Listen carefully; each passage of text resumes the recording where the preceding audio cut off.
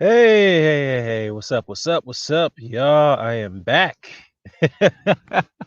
Now, let's not get it twisted now. That doesn't mean I haven't been away completely. I just been bouncing, through channel to channel and discuss boxing whenever I can. So I've let this channel go in dormant for some while because obviously I have a lot of activities going on outside this platform, which are great. So um, those are more of a priority than being on here and do live streams periodically or consistently. Now, I have said on a few occasions that I'm going to be more consistent on this platform, but I have to be very honest with you guys. That's going to be literally impossible given the fact that I have other main priorities going on in my life, which are very positive and they're very productive. But I have to focus more my attention to that area as opposed to being on YouTube and provide you my insights and my expertise on certain situation when it comes to the realm of boxing. You know what I'm saying? So, uh, but I do appreciate some of you guys being a little patient with me. So I don't expect a lot of viewers to come in. If I do, that'd be great. But we do want to chat it up on some latest news and updates on when it comes to the realm of boxing or the world of boxing, I should say. Now, we haven't had we've had some, pretty decent fights to start the year. Uh, but as a couple months have gone by, things have slowed down a bit due to the fact that um, one of the critical markets when it comes to boxing is temporary on there's a COVID restriction that's been placed on that market for a while. That's the UK due to elevated levels of cases, and there's a mutated strain that's been discovered not only in most parts of the UK, but also in certain parts of the world. So they've decided to ban any indoor events, which includes boxing. So, but that ban should be lifted pretty soon, and hopefully we see get some cards. But needless to say, though, I just think that I expect things to kind of pick up a little bit, probably by next month or so. But let's get into the meat of the argument here. Now, I had a chance to listen to the interview that was conducted by IFL TV. They interviewed one of Alexander Usyk's co-manager, Alexander Usyk, who's by the way the former undisputed cruiserweight champion, former Muhammad Ali Trophy winner, which is in lieu to the World Boxing Super Series, which was fundraised and produced by the Sauerland brothers of Sauerland Promotions, along with a group of other investors. But the fact is that anyhow, Alexander Usyk's co-manager by the name of Alex Kruszyk. Forgive me if I'm butchering his name. I'm bad with pronouncing names the first time. Alex Kruszyk, I believe that's his last name.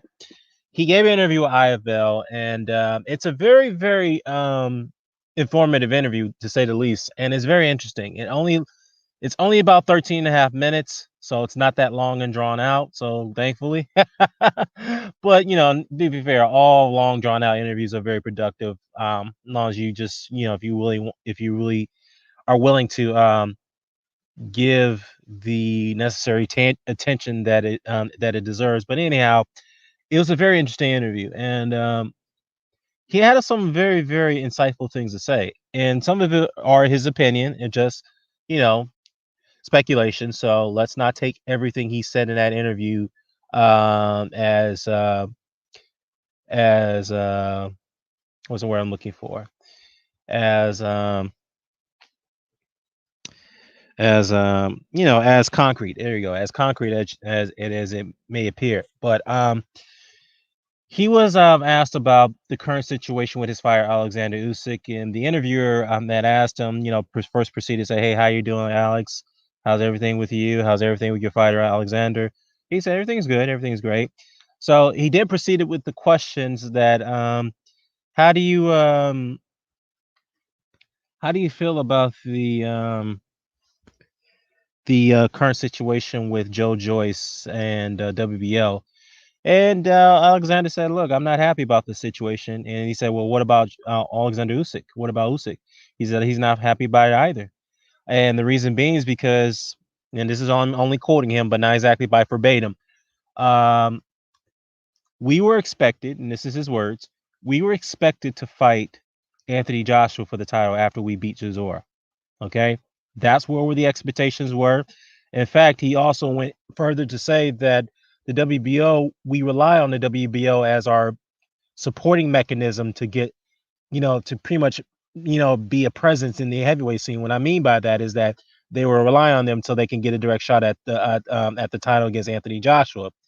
But as soon as they received the news that the WBO was willing to allow and approve or sanction the undisputed clash between Anthony Joshua and Tyson Fury, they were quite upset about that, and they, were sent a letter, and they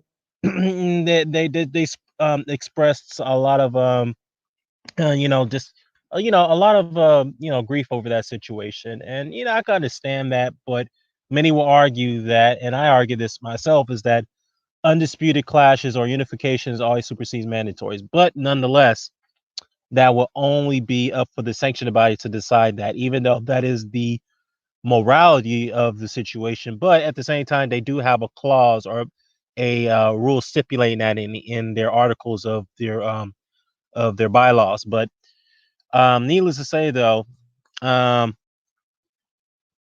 he he said that Alexander is very upset and he was disturbed by that. So if we have to fight Joe-Joyce, we will do it. All right. Now, the interview asked him to say, well, if that's the case, if you guys were very upset and you voiced your displeasure over the decision by the WBO, should you have taken the legal route and pursued and litigate this and pursue this and to take it to court? He said, well, we could do that, and more than likely the judge will honor our case. He will, he or she will side with us in our legal fight, but that does not guarantees Anthony Joshua to fight our guy, which he does have a point, because he was saying that, look, even if we have took it to court and won that case, the the likelihood of forcing Joshua to fight us is very, very minimal at best, because all Joshua will say, okay, if I have to fight him, I could just give up my belt, so I don't have to fight him. Plain and simple. So Joshua will just either vacate the belt, and we have to end up fighting for it in a vacant fashion anyway. So we could do that, but there's no point, of taking it to the legal route, because one, it's going to further delay this, complicate the situation. Two, it will further it would strain the relationship that they have with the WBO right now, which is a good relationship from my understanding from that interview. And three, it would prolong the process of having the heavyweight clash take place between Joshua and Fury. That's one. And then the last thing, it does further complicate the situation with Joshua versus Usyk. So yeah, he gave a good diplomatic answer on why they haven't pursued the legal route. But then he was further asked this question here too. He said, well, in that case, have you guys are you guys currently in negotiating with Joe-Joyce's team? He said no. And I was surprised about that. He's like, why? In the interview, asked him why is that the case? Oh, before I proceed to that, I have to add, and this is something that needs to be taken into account here. The Usyk team is also upset the fact that the WBL made the decision in lieu to the fact that they weren't even offered a step aside deal for them to step aside and allow the undisputed clash to go ahead. So that's another thing they were arguing. So anyway, back to the other question I was addressing here, that that Mr. Alex KRASSYUK, sorry, I'm mispronouncing his last name. He was asked about why haven't they he gave an emphatic answer. No, we have not begun any talks with Joe-Joyce and his team. He said, well, why not? Well, the interviewer asked him, well, why not?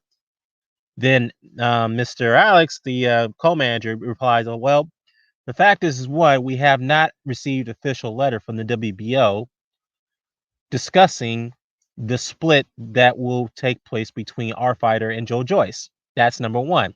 And the minimum split is by WBO standards is 80-20. If you ask me, it should be 93-7, given the fact that one, we were stepping aside. Two, we weren't even compensated for that. And three, the situation is further complicates because we don't know what's going on right now.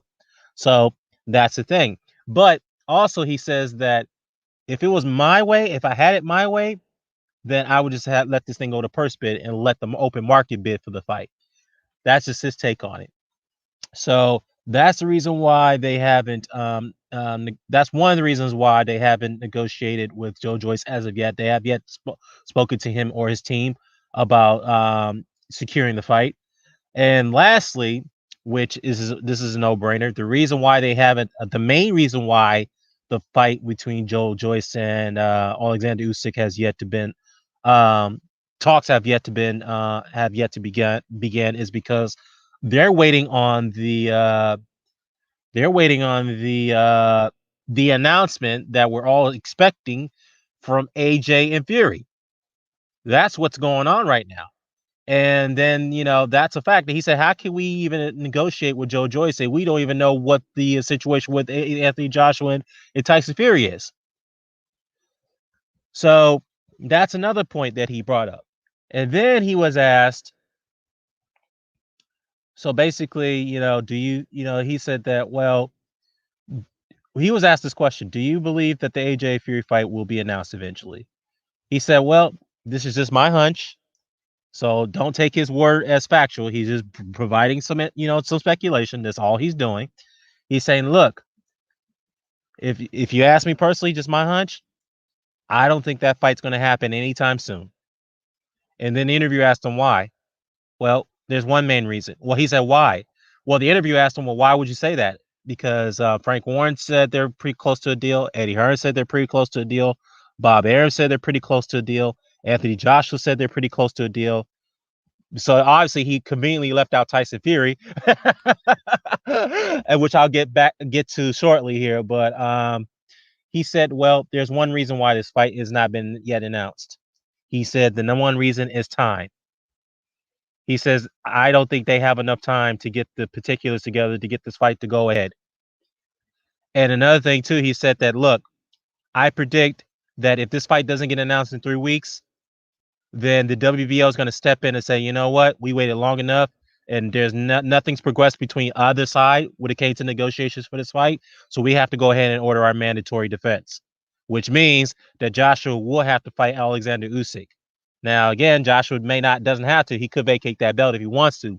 Now, this does kind of remind me, or actually, this does resemble the situation we had back in, I think, late 2017, when Anthony Joshua had, or actually, was it late 2018? I think, yeah, it was late 2018 when Anthony Joshua and Deontay Wilder were in their discussions and their negotiations after Wilder had fought Ortiz and beat him the first time.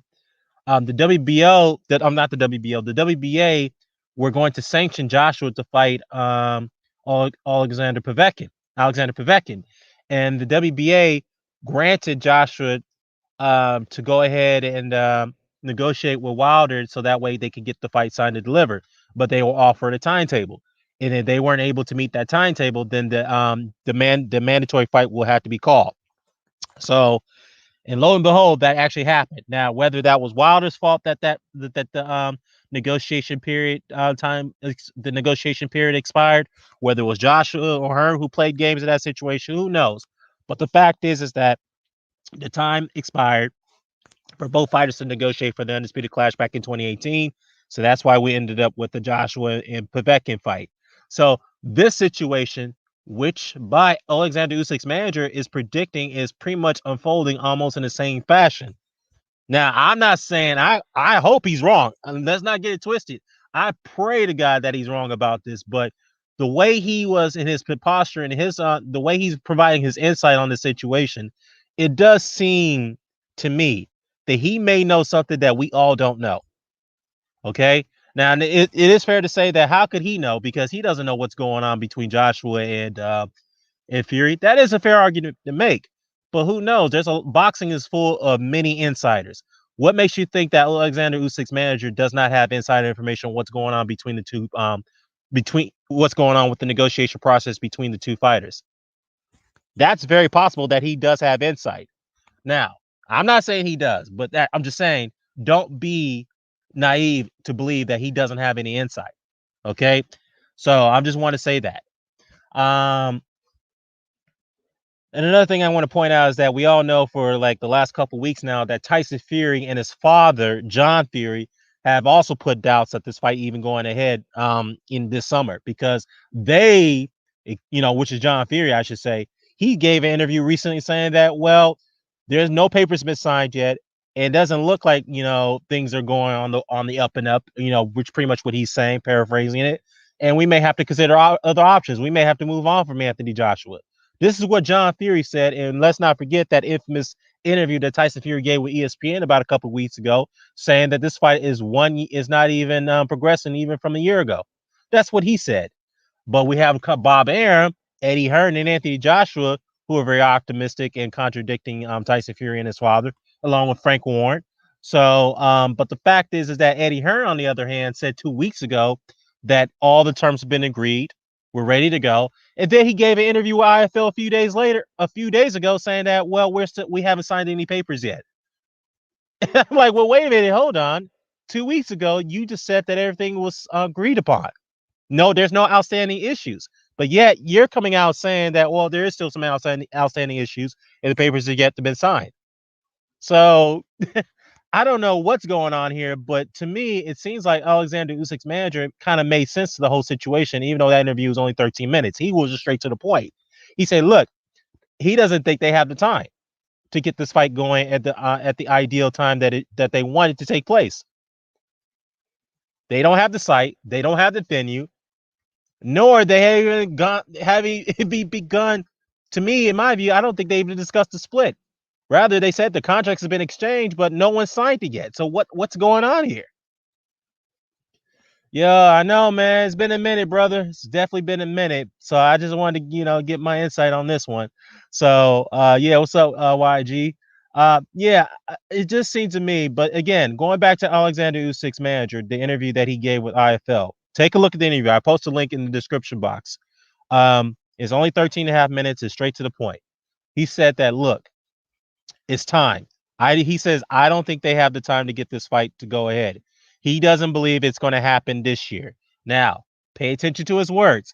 When he said that I don't think this fight's going to happen this year, he did not say that this fight will never happen. That's not what he implied. That's not what I'm implying. What he's implying is that it will happen at a later date. And by the way, I have to point this out. I rarely shout out channels for their videos, and to some degree, I have to cite Hatman with his collaboration with with another individual by the name of Jack Napier.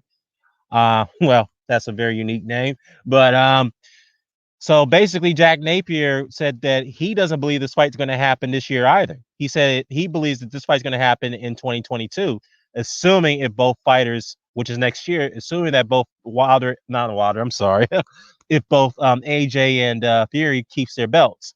Now, there's a high probability that may not be able to keep their belts by that time, given that this is the heavyweight division, anything can happen. So we saw the debacle of Wilder versus Joshua, so we don't want to have that debacle again. Believe me, we don't. And again, I have to point out to this point that he believes in 3 weeks, if they don't have a deal, there's no announcement, then the WBO is going to step in and they're going to order that mandatory fight between Joshua and Usyk. So that's the current situation we're in right now with this fight. And I pray to God that he's wrong. And I hope that I'm wrong too, because let me get to that in a second. I honestly believe that this fight will be announced, but I do not believe that Tyson Fury is going to go through it. I think he's going to pull out. And let me tell you why. Because Tyson Fury somehow, some way is pretty much this is a done deal as far as what he was able to do. He was able to find a legal maneuver to get out of his third fight with Deontay Wilder. Okay. He found a legal loophole to get out of that third fight. He was calculating the situation, and he may have miscalculated it based off what's happening now. He was hoping to get an interim fight against a novice like Ajikabael, who's getting some experience on European level, but definitely nowhere ready for world level, in my view. He was hoping that he can get that interim fight and also be paid a high rewarding purse for that fight, which we all pretty much know that that wasn't going to happen. So that fight fell through. Now he's coming out and complaining that I'm not going to be ready for that fight. I've been inactive, this, that, and the third. So he shared some doubts about going on with the AJ fight. Why? Because he was hoping he could get that interim fight, and that didn't happen. So now he may eventually go ahead and sign on to the fight, but I just think he's going to pull out because Tyson Fury, if he's not sure of himself, yes, he'll sign on to the fight, just like he did with the Klitschko rematch, but he was unsure of himself. He wasn't feeling that much confidence going into that rematch, and that's why he pulled out. Same thing with the Alexander Usyk fight. Now the David Haye fight, yeah, I know that's a different situation because David Haye pulled out, but he even cast doubts about that fight. So the same thing with the David Price when he was fighting on British level. When he was David Price was made mandatory for his British title, and then he vacated the belt as soon as Price became mandatory. Now, not saying that Tyson Fury is scared of anybody. No, he's not. But the fact is that he's very strategic. He's very calculative, just like Billy Joe Saunders. If they're not sure about a fight that they don't think they can win, or they're going to have much issues in, they're not going to go through with it. Now they'll sign on to it. They'll show up at the announcement, the press conference of the fight, but they'll eventually pull out.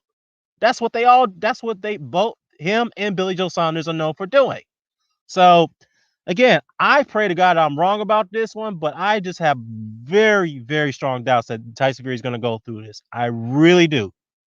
I really have very serious doubts. Now, again, that's not to say that the fight will never happen. I think it will happen, but I think Tyson Fury is trying to take control of the situation.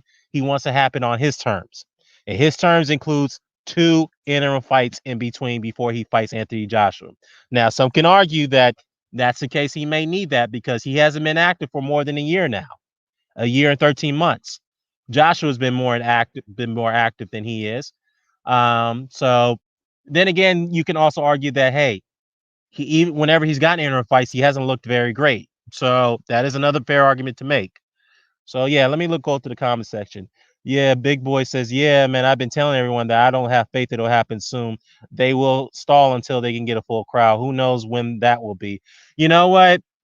That's a good point, man. I have a feeling that's the reason why the Wilder and third I mean the Wilder and Fury third fight didn't take place because they've been trying to anticipate a time for the crowds to come back because mind you, they were supposed to host that fight in Allegiant Stadium in Las Vegas, which is a football stadium, which I think the capacity is about what 90,000 or 80,000 or 70,000, something around there, or 65,000, I believe, something around that neighborhood. But the fact is that to your point, Big Boy, Kiwi. I know I like to call you Kiwi a lot, but to your point, we don't know when the full crowds will ever come back.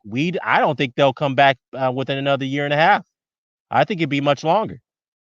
So yeah, to your point, I agree, man. I just don't think this fight's going to happen soon.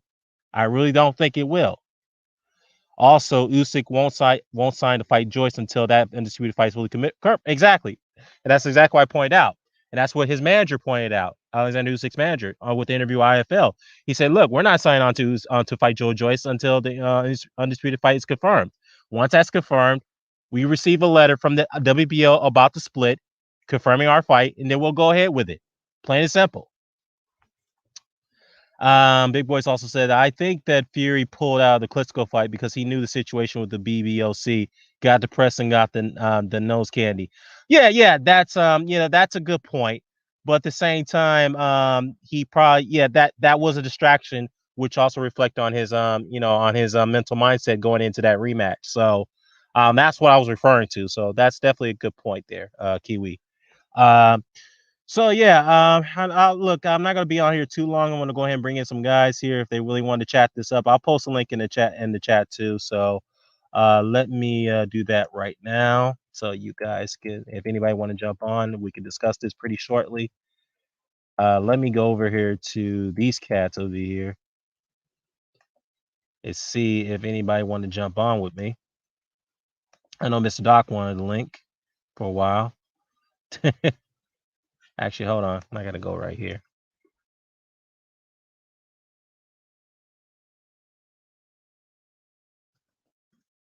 Oh, while we're at it, This is the one thing I have to address. I didn't even put this in the title, so this had to be said. And I don't give a damn if anybody has a problem with me saying it or not. Yeah, we can all agree to disagree. But if that you want to take that disrespectful tone, then that's your problem. But that's just my thoughts. I've been very impartial about every single thing. I've been consistent at in impartiality when it comes to certain topics or certain fighters or certain situations. I'm going to continue to stay that way. All right. Now, when it comes to Deontay Wilder and the fact of what the way he's behaving after the fact he lost to Tyson Fury, nah, you can't ride with that. And look, I know there's some guys who are complicit because they're so close to Deontay Wilder, they have access to him. They know him personally, which I can respect.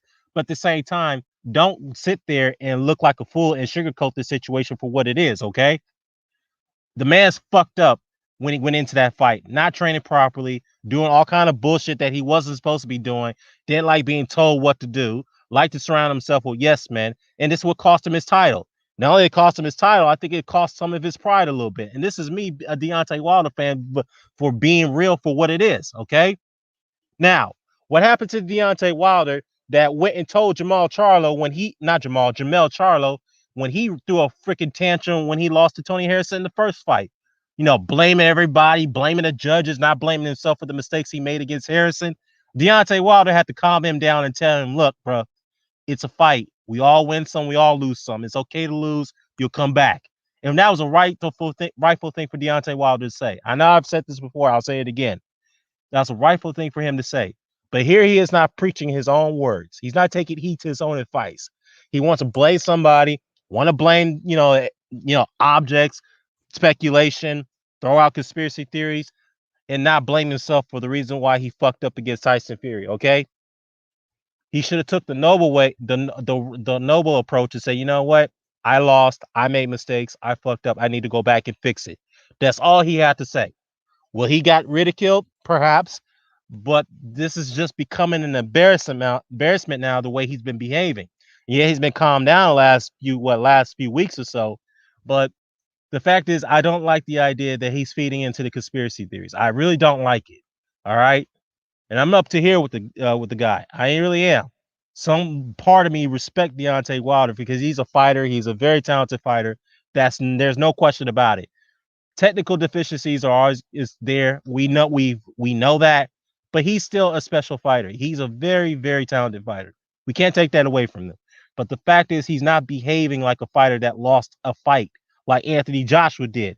Now, Anthony Joshua, yes, he made some excuses here and there about why he lost to Andrew Ruiz, but for the most part, he acknowledged that he lost that fight.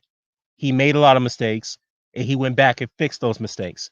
So that's what a fighter should do. But Deontay's not doing that. Okay. And I'll say this once and also say it again. Stop surrounding yourself with yes men. You don't need yes men. Yes, you do need people who can uplift you, but you don't need to surround yourself with yes men in your camp. You don't need that. Because why? Because the fact is that your bad habits will continue to derail your career. And I hope and pray to God that Deontay has fixed his bad habits because so far he hasn't shown that to me. But I will give the brother some bit of credit there. Now on the lighter side, he's a hell of a piano player, so he can play the piano pretty well. Maybe after he retires, he become a piano instructor. I'm not saying that's a bad thing. That's actually a very good thing. Um, but yeah, let me go ahead and post a link here, man, and see if anybody wants to get in.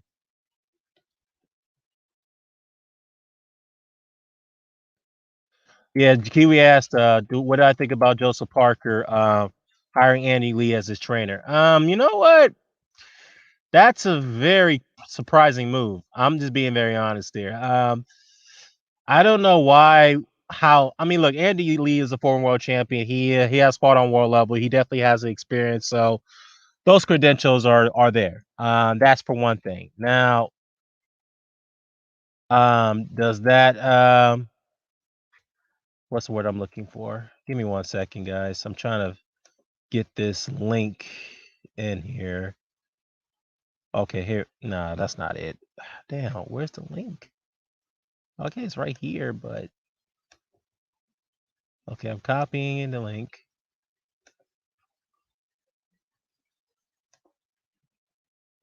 Okay. That's weird. It won't let me post in the chat for some reason. That's weird.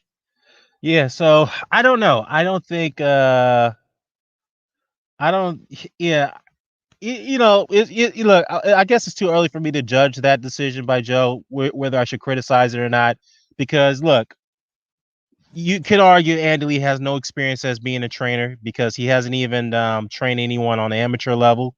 Not to my knowledge. I could be wrong, so please help me out on that. Please correct me if I'm wrong. If he has, then so be it. But we'll see. I mean, we'll see. If this does pay off. I mean, hell, Fernando Vargas never trained any fighters other than the fact that he trained. He was hired on as a trainer for Gabe Rosado, and they had some bit of success together. Of course, that relationship fell through a little bit because Rosado decided to get rid of Vargas and hire another trainer. But yeah, I understand he was an assistant, but at the same time, he wasn't the lead trainer. So I have to see. Like I said, it's too early for me to judge to criticize Joe for this move. It could prove to be a very productive move for him. So we'll see. We'll see how this plays out.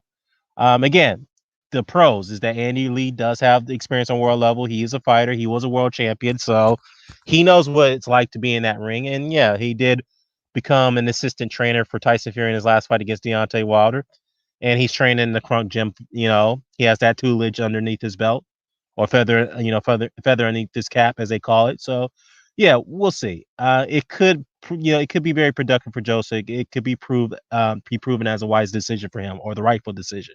So we'll see. Because right now, Joseph, I like Joseph Parker, man, but dude, he needs to. He seems like he regresses as each fight comes along. So we need to get rid of that regression like immediately, and I hope Andy Lee can do that. So we'll see. Man, I don't know, man. Why is I'm trying to post a link.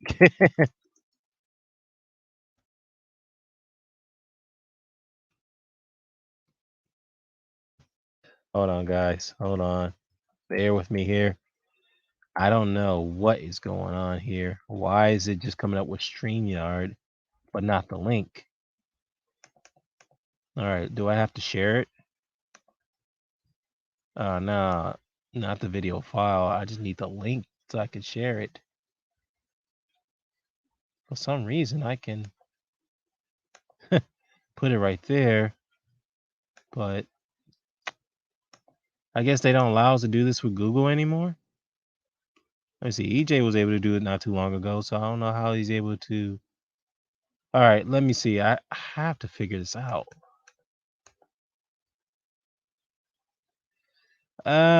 Chocolate Tito versus Estrada, the rematch. Definitely a great fight. It was pretty much long overdue, but thank God that Roman Gonzalez was able to rejuvenate and regain his form after those devastating losses to Sarisa. So definitely a good fight. Definitely going to be a slugfest. Estrada, in my view, is more of a better technical fighter. He has more weapons to his arsenal than Chocolatito. Because Chocolatito, and I respect him, he's an all-time great. He's definitely a Hall of Famer, future Hall of Famer, but he's a semi one-dimensional fighter. He comes with a high guard. He uses durability and his punch resistance to get to weather the storm and then punch back. I'm not saying he's a rock'em sock'em fighter, but he is a semi one-dimensional fighter. And Gonzalez, on the other hand, he models his technique from Juan Manuel Marquez. So in some form of Salvador Sanchez too. So he seems to be more, he's more of a complete fighter. Now, mind you, these guys fought several years ago at the I think at the LA Sports Arena. And I can tell you one thing, that was a very close fight. And I thought Estrada won that fight. Yeah, some people thought he won it as well, but it was a close fight. It was a split decision that went to Chocolatito, and it was sad that we couldn't get the rematch at that time, sooner than what it is now, given the fact that Chocolatito was undefeated. He was rated pound for pound. So, that would have been, like the early like maybe 2015 or 2014. If we'd gotten that fight then yeah, it would have been more interesting, more lucrative. But I mean, look, it is good now because we have 2 titles on the line. I think the lineal champ well, yeah, Strada is the lineal champion, so that's gonna be on the line along with the Ring Magazine belt too. So definitely a clash that, has been long overdue. And I do favor Estrada to win that fight. Not saying comfortably, but I think he will dominate that fight in the later rounds, in my view. Because Chocolatito has been through some wars. He's lost most of his prime going through that tough fight against that very two difficult, brutal fights against Sarisa Kid. But the Carlos Cujas fight, that was a very, very brutal, very tough and brutal fight to some degree as well. He took a lot of damage in that fight. So I think those 3 fights right there took a lot out of him. Yes, again, he regained his form, but I think that Estrada more of the pressure fighter between the two, less torn than the two. Even though he did come off a war against Quadras, it seems like everybody who fights Quadras is in a war. But other than that, I think that it's a good fight, and I'm going to favor Estrada, and I think he's going to win that fight in a majority fashion. Not saying somewhat semi comfortably. I think I see an 8-4 decision. I don't think he's going to knock him out, but I think it'll be a 8-4 decision. Win for Estrada. So yeah, Michael Hunter versus Philip Herkovich. Definitely, I know the IBF ordered that fight, so I'm definitely can't wait to see that one happen. So that's definitely a fight that I'm looking forward to. That was a fight that should have happened long ago. So if it does happen and it gets through, it gets signed, sealed, and delivered, I'm definitely looking forward to it. And if I have to pick a winner, I would say Michael Hunter because Michael Hunter is a very tricky fighter. Yes, he's not he's a natural cruiserweight, but he's very durable. And the fact is that he's fought way bigger men than Herkovich and even knocked some of those bigger men out. So um, but to be fair, some of those guys he fought weren't as skillful as Herkovich. I mean, you can argue Alexander Povetkin was more skillful than Herkovich, and I felt that Michael Hunter was not. He should have been awarded that decision against Povetkin, but it is what it is. But anyhow, I do favor Hunter to win that fight. But then again, Herkovich is, he can surprise us, so we'll see. He's had some pretty step up level on war level fights, and he's able to prevail. But I'm be honest with you, I'm not too impressed with him yet. So I got to see him do more. Now, if he does beat Michael Hunter in a very impressive fashion, then I'll be impressed. I won't doubt it. I will no longer doubt him. So yeah, I'm looking forward to that clash, that heavyweight fight, well, as soon as it gets announced. Yeah, I can't figure this out. Why is it that I can't get? All right, let me. Why is it that I can't get this thing to? All right.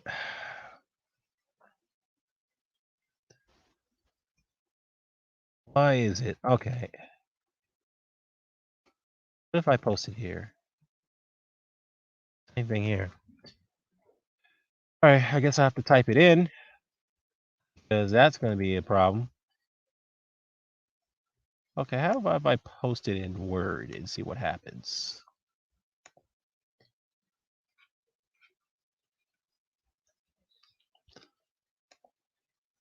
All right, now let's talk about the. Hold on, give me 1 second, guys.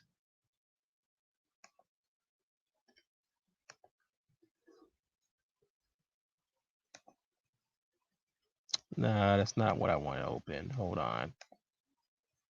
Okay, what is this thing is confusing. Okay, I think I got this figured out. Edit hyperlink. All right, let me just go ahead and copy that and see what happens here.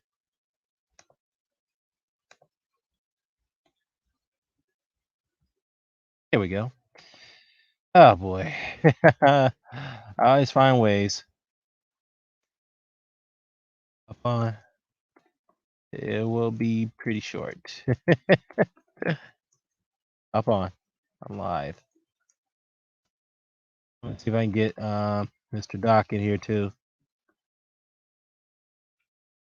All right, so let's see. Where's Mr. Doc? Here we go. I'm live now. Come on in, man. All right, let's see if I got Hamed. Let me see if you get I made it here. I'm live now. All right, that should be enough. All right, so let's see. Big Boy says, "Yeah, man. If he simply beats Hunter, then I'll be impressed. Been waiting for Herkovic to step up. In my opinion, Hunter's earned his stripes already, even though he doesn't get much attention." Yeah, and what's sad about this situation is that Michael Hunter is viewed as a high risk, low reward type of fighter, and especially a fighter his stature that's trying to work hard and move up in the ranks, even though he's against many odds in many fights, majority of his fights, especially at heavyweight. So he definitely.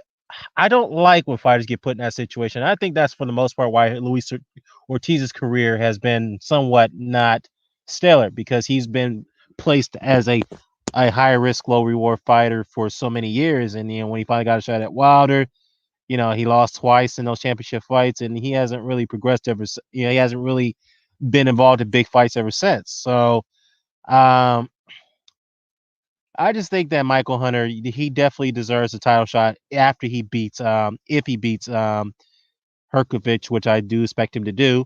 And no, I mean, no more hiding. In fact, Deontay Wilder and Michael Hunter has history together. I think Michael Hunter signed with PBC. And I think Wilder has hinted that he doesn't mind fighting Michael Hunter, and the fact that they were they rose up together in the ranks as amateurs. So, yeah, sorry I can't join right now. America's Cup racing is about to begin. Being patriotic and all. Hey, it's all good, man. Go ahead and pay. Go ahead and attend to that. So I can't knock you for that, man. Kiwi. So it's all good. So what else do I have here? Yeah, so it's not much to talk about. I'll give the guys another few minutes, see if they want to join in and chop it up. If not, I'll just go ahead and end the conversation, and I'll start this tomorrow, so that way I can be more up to speed to the best of my ability. I'll be more truthful this time about that. So yeah, so anyhow, guys, what else is there to discuss? Um oh yeah, Deontay Wilder versus Andy Ruiz.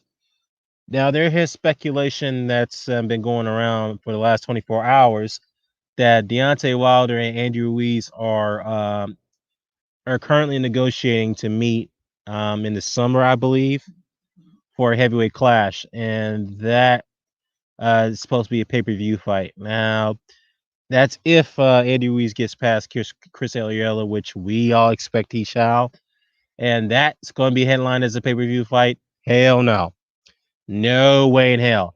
I hope Fox reconsider their decision on that one. I really do, but Wilder. Wilder and Ruiz, that's a pay-per-view fight. That's more acceptable than Chris Ariella and Andy Ruiz. Yes, Wilder and Fury. I mean, Wilder and Ruiz are coming off losses, but at the same time, they are high-profile heavyweights, and that is a pay-per-view worthy fight, that opposed to Ruiz versus Ariella, a 40-year-old heavyweight who hasn't done anything significant. How many? Damn, I'm stuttering there. He hasn't done anything significant in how many years now? So, I mean, the only thing I remember Chris Ariella for is his most memorable moment is that when he fought Vitali at the Staples Center, and I was there in the crowd when he got up on that podium, and when Larry Merchant had asked him, his performance of the fight, he got stopped. The fight was stopped on TKO, and he was crying. Look, I understand a loss is very difficult to deal with, especially if you're a fighter, especially coming off a undefeated record. So I get that, but damn, man. I mean, honestly, Chris Ariella wasn't the same fighter after that. So that's more accurate thing to say. Mr. Doc may be too far away. Yeah, he could be. And so I'll give another minute. I'm going to close this up. Interesting to see how everything changed with Reynoso has made with Ruiz, to say the least. Yeah, it'd be interesting to see, because I know Andy Ruiz has been working on his physique. The dude's got some muscular, he's got definition on his calves now and his legs. So we may see a huge transformation from this dude. He may be coming in around 240s and maybe a little bit under 250 going forward because he's dropped a lot of fucking weight, a lot. Now, I hope Eddie Reynoso can keep him, keep him disciplined. That would be the test. And to be fair, Eddie Reynoso does have a track record, a very good track record, keeping his fighters in a very, very, very fitness, very good condition, going, out of fights and into fights. So he keeps them very, very disciplined. So he has a very good track record of doing that. So I have much confidence in Eddie Reynoso to get Andy Ruiz in order. Hoping the concrete boots are long gone. Yeah, man. Let's hope that's the case for Andy Ruiz. Now, if Andy Ruiz does impress against Deontay Wilder, then yeah, he's worthy of a rematch against Anthony Joshua. Now, Wilder definitely has to win that fight. He has to win that fight because if he doesn't win it, it'll definitely be another big huge setback. It'll be a long, long road for him to get back into the title picture. And by the way, I saw the WBO, the WBO, the WBA rankings. They just released it. And I believe Deontay Wilder is either rated number 1 by the WBA or he's rated number 2. Let me check on that because some people are not happy about that at all. Let's see. The WBA rankings. Yeah, the recent rankings, which was released on February 28th. So actually, Deontay Wilder is rated number 3, but okay, this is March. Let me see if they released it for this month. Okay, they didn't. So February 28th was the latest. Okay. Yeah, all right. So this is about right. So Wilder's rated number 3. And of course, Joshua's the champion. Manuel Charr is a champion recess for the regular belt, which that's ridiculous. I don't understand how you put a regular champion in champion recess for the regular for a second tier belt. I mean, that's the first thing I've ever heard of that, but it may have happened before in history. So please correct me if I'm wrong in that. So Trevor Bryan is the regular champion. He won that in the vacant fashion by stopping Bermain Stavern. Which was a very good fight, by the way, even though that the event was pretty much a disaster. Don King, who's the one who put it up, but it is what it is. So Usyk is the number 1 challenger for that title. So I think people are not happy about the fact that Wilder's rated number 3, Bogdan Dino's rated number 2, and I heard some rumor. I hope this is not true, that Wilder and Bogdanino may be considered, that fight is a possibility. Honestly, I do not want to see that fight. Now, to be fair, Deontay Wilder is coming off a very bad loss, a very horrible loss. He took a beating for 7 rounds, so maybe this is a fight that he would need as a get your confidence back type of fight, a tune-up fight. Because Bogdanino, yes, he's tough. He gave Kubrat Pullett, some fits. At one point, he gave Jarrell Big Baby Miller some fits early on in their fight, but he's not a fighter that's going to really trouble you that much. I mean, this is it. Although this is the heavyweight division, anything can happen. But if that fight does get made, okay, we'll give Deontay Wilder the benefit of the doubt. I'll give him the benefit of the doubt. Go ahead and do your job against Bogdanino and get him out of there. All right, if that fight does get announced, I hope it doesn't, but we'll see. But I really wanted that Charles Martin fight. That was a fight that should have taken place. But anyway, Usyk is rated number 1 by the WBA. Now, my question is, how the hell did Alexander Usyk even get that number 1 rating? What eliminator did he fight in to even get that number 1 slot? Can someone help me out and understand that? Look, I understand that he got his shot with WBO because of their rule that if you're a champion in the previous weight class and you move up, you're automatically elevated to the mandatory status. I understand that. But what in the world did he do to deserve that number 1 rated by the WBA? Now, correct me if I'm wrong. Does the WBA have the same standard as the WBO? If you move up in weight, you're automatically the number 1 challenger for that title. If they do, please share it with me, and I'll go ahead and retract what I'm saying here, because how the hell did Usyk even get that number 1 spot? That amazes me. I don't know how that happened.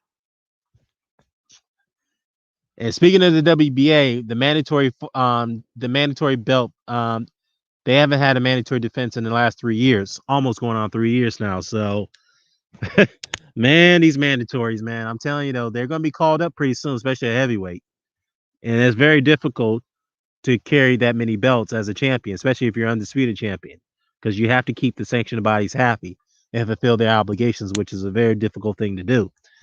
So, and that would also explain why we haven't had many undisputed clashes in so many years, in 2 decades.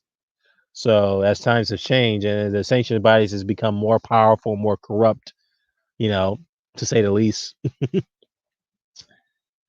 All right, guys. I think I'm gonna go ahead and wrap it up.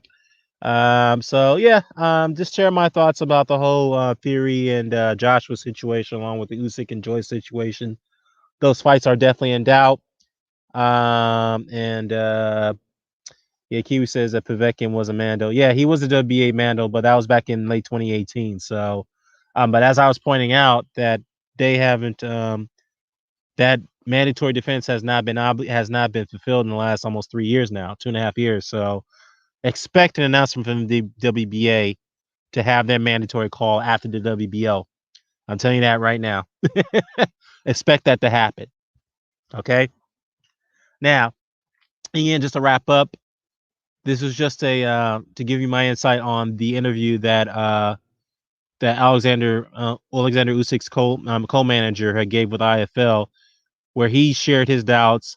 He doesn't believe the fight between Joshua and Fury will happen anytime soon. He thinks it's going to be at a later date, and he doesn't think they have enough time to negotiate and announce the fight for this summer, as everybody's speculating is going to take place.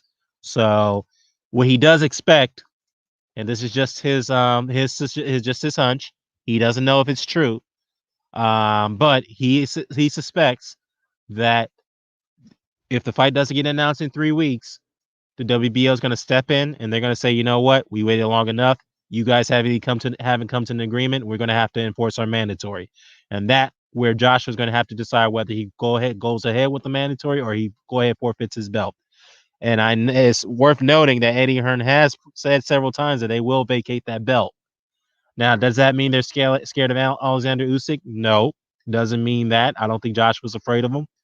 Usyk is not a terrifying guy, but what makes him a threat is his style, his ring IQ is just near flawless, and that's a very difficult style to compete against. And Joshua, I don't think maybe Eddie Hearn doesn't think Joshua will be able to cope with that. So we'll see. But yeah, thanks, man. Thanks for chatting with me. And I know I didn't expect many people to come in with just you and YG. So I'm gonna go ahead and end this broadcast, and I'll try to go ahead and get this up and running tomorrow. I'm out. Peace.